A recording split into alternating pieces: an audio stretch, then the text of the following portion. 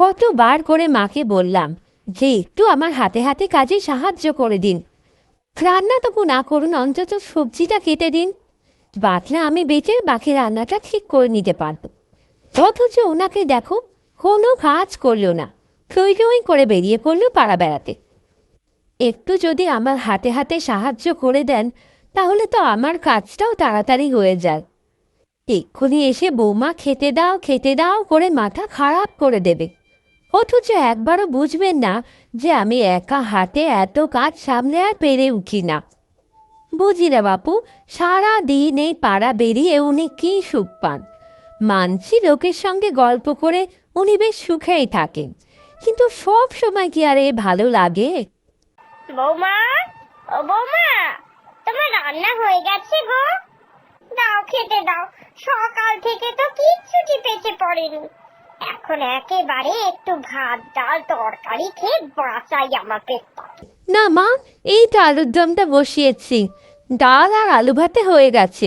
আলুর দমটা হয়ে যাক, তারপরেই খেতে দেব। ও বাবা, এখনো আলুর দম করা বাকি আছে? তাহলে বরং আমি যাই। এখন বসে থেকে লাভ নেই, তোমার আলুর দম হতে হতে ঢের দেরি। ততক্ষণে আমি আর একবারই গল্প করে চলে আসবো। শোনো না, ডাল আলু ভাতে যখন বানিয়েছো তার সঙ্গে একটু ঝুরু ঝুরু করে আলু ভাজা ভেজো তো, আমি খেতে বড্ড ভালোবাসি। এই তো আলুর দমটা ফুটে গেছে, আপনি দেখছেন।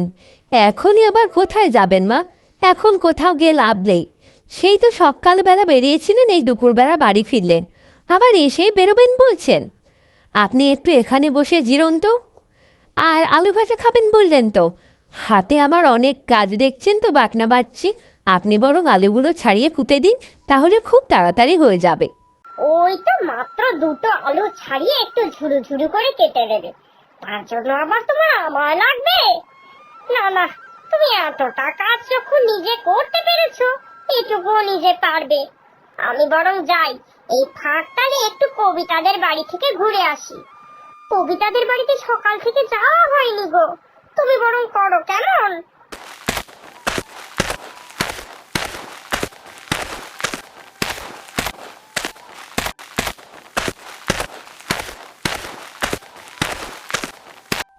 ব্যাস, চলে গেলেন। আবার উনি চলে গেলেন, উল্টে হুকুম করে গেলেন যে ছুড়ো ছুড়ো করে আলু ভাজা কাটতে। বলে দিলাম যে আপনি একটু সাহায্য করুন, কোনো কথা কানে তুললে তো। আমার কষ্টটা উনি মোটেই বোঝেন না, খালি সারাদিন বেড়াবো বেড়াবো ভাব। চুপ, এখন এত কাজ আবার আমায় একাই করতে হবে।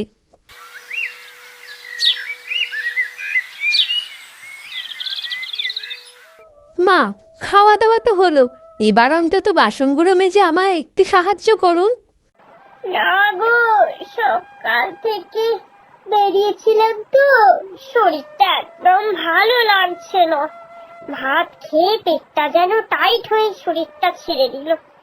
বিছানা এখন আমায় টানছে, আমি বরং একটু বিশ্রাম নিতে যাই। দুপুরের ভাত ঘুম বলতে পারো। তুমি তো রোজ একাই এইসব করে নিচ্ছ, আজ আবার আমায় কেন ডাকছো তাহলে বাপু? তুমি সবটা একাই সামলে নিতে পারবে রোজকার মতো, আমি বরং যাই।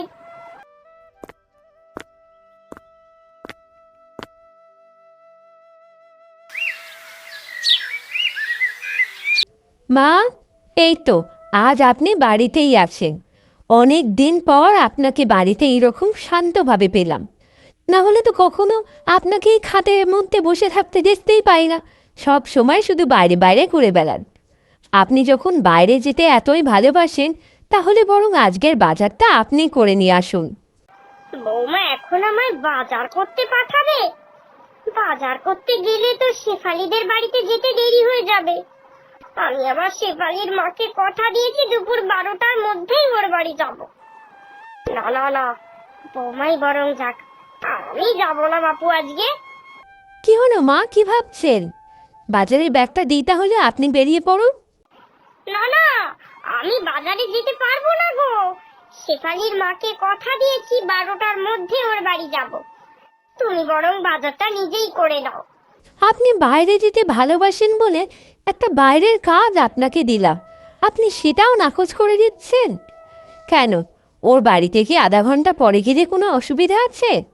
অসুবিধা কিছুই নেই, তবে আমি 12টায় যাব বলেছি কিনা, ও আমার জন্য অপেক্ষা করবে।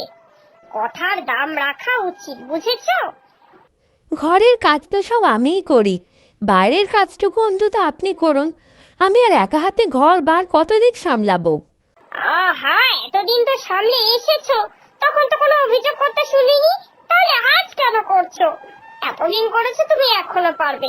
যাও যাও, তুমি করে নাও বরং। এ কি মা, আপনি মাছের দোকানে এইভাবে দাঁড়িয়ে রয়েছেন যে? আমি যখন বললাম আপনাকে আমাদের বাড়ির বাজারটা করে দিতে, তখন তো আপনি এলেন না। এখন আপনি মাছের দোকানে কি করছেন? আর বলো না, শেফালির মা তো মাছ একদম সহ্য করতে পারে না। মাছে নাকি ওনার আষ্টে গন্ধ লাগে, অথচ মেয়ে বলেছে কুচো চিংড়ির চপ খাবে। সেই জন্যই আমি একটু আনতে চলে এলাম। মেয়ের আবদার বলে কথা, মা পারে না বলে কি মেয়েটি খাবে না বলো তো? সেই জন্য আমি বাজার করে একেবারে ওদের রান্না করে দিয়ে তারপরে যাব। তুমি তোমার বাজার করতে এসেছিলে তো, বাজারটা সেরে নাও বড়, আমি চলি। হ্যাঁ,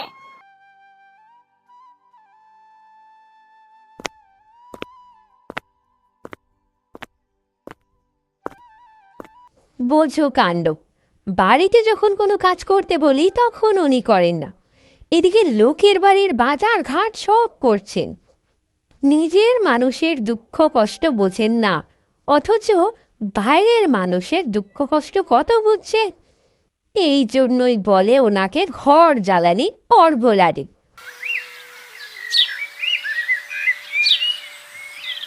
কি গো, এখনো তোমার রান্না হয়নি?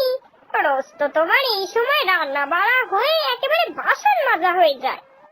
আর বলো না, ও বেলা মেয়ে জামাই আসছে। জামাই নাকি আবার গলদা চিংড়ির মালাইকারি, মোচার ঘন্ট, এঁচো চিংড়ি এই সব খেতে চেয়েছে। বলো তো, এসব রান্নায় হ্যাপা আছে না? তাই এই করতে করতে কত বেলা হয়ে গেল। দেখো দেখিনি, এত বেলা হয়ে গেল এসব রান্না করে বাসন মেজে রান্নাঘর পরিষ্কার করা কম কাজ নাকি? ও মা, আজ তোমার মেয়ে জামাই আসবে বুঝি? তাই তো কত কাজ তোমার হাতে। তুমি কি একা সব সামলাতে পারো নাকি ছাই? দাঁড়াও দাঁড়াও, তুমি রান্নাটা সামলাও, আমি বরং বাসনগুলো মেজে দিচ্ছি। দুজনে মিলে ঝটপট করে করলে কাজ আরো বেশি তাড়াতাড়ি হয়ে যাবে, তোমার একার উপর অত ধকল পড়বে না। এসব তুমি কি বলছো?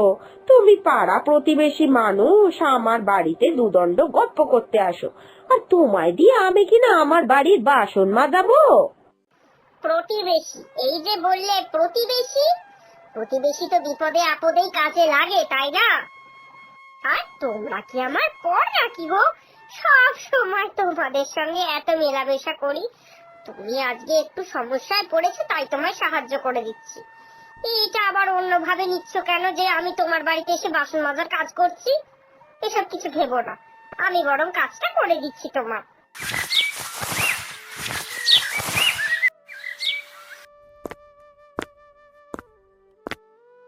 ইনাকে বলেও আর কিছু হবে না, ইনি আর শুধরবেন না।